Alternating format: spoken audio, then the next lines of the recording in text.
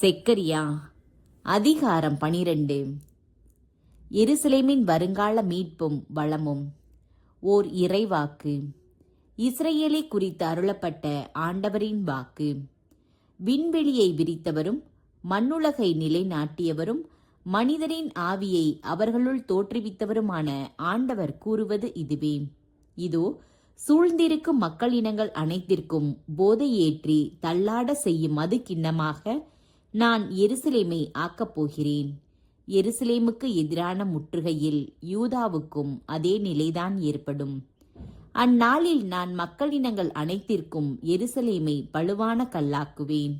அதை தூக்கும் எவரும் காயமடைவது திண்ணம். உலகிலுள்ள வேற்றினத்தார் அனைவரும் அதற்கு எதிராக படை திரண்டு வருவார்கள்.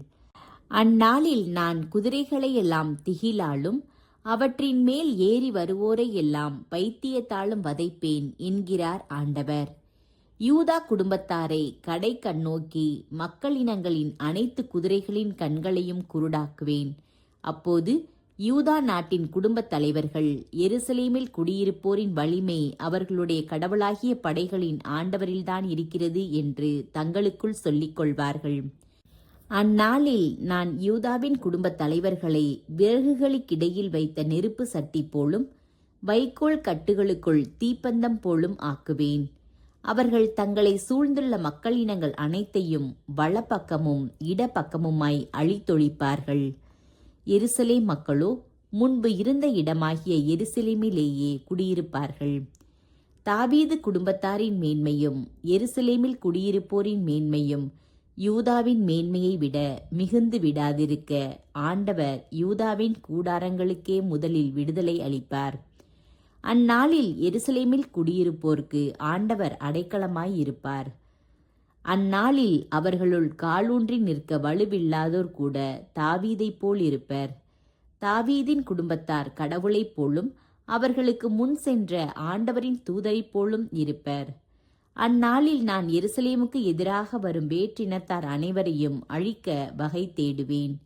நான் தாவீது குடும்பத்தார் மேலும் எருசலேமில் குடியிருப்போர் மேலும் இரக்க உள்ளத்தையும் மன்றாடும் மனநிலையையும் பொழிந்தருள்வேன். அப்போது அவர்கள் தாங்கள் ஊடுருவ குத்தியவனையே உற்று நோக்குவார்கள். அவனை உற்று நோக்கி ஒரே பிள்ளையை பறிகொடுத்து ஓலமிட்டு அழுபவரைப் போலும் இறந்து போன தம் தலை பிள்ளைக்காக கதறி அழுபவர் போலும் மனம் கசந்து அழுவார்கள். அந்நாளில் எருசலேமில் புலம்பும் ஓலம் மெகிதோவின் சமவெளியில் அதத்ரிமோனின் புலம்பலைப் போல பெரிதாயிருக்கும். நாடு முழுவதும் குடும்பம் குடும்பமாக புலம்பிக் கொண்டிருக்கும். தாவீது குடும்பத்தாரின் குடும்பங்கள் ஒரு புறம் தனித்தும் அவர்களுடைய பெண்கள் மற்றொரு புறம் தனித்தும், நாத்தான் குடும்பத்தாரின் குடும்பம் ஒரு புறம் தனித்தும் அவர்களுடைய பெண்கள் மற்றொரு புறம் தனித்தும், லேவி குடும்பத்தாரின் குடும்பங்கள் ஒரு புறம் தனித்தும் அவர்களுடைய பெண்கள் மற்றொரு புறம் தனித்தும், சிமையின் குடும்பங்கள் ஒரு புறம் தனித்தும் அவர்களுடைய பெண்கள் மற்றொரு புறம் தனித்தும் புலம்பி அழுவார்கள். எஞ்சியுள்ள எல்லா குடும்பங்களிலும் ஒவ்வொரு குடும்பமும் தனித்தனியேயும் அவற்றிலுள்ள பெண்கள் தனித்தனியேயும் புலம்பி அழுவார்கள்.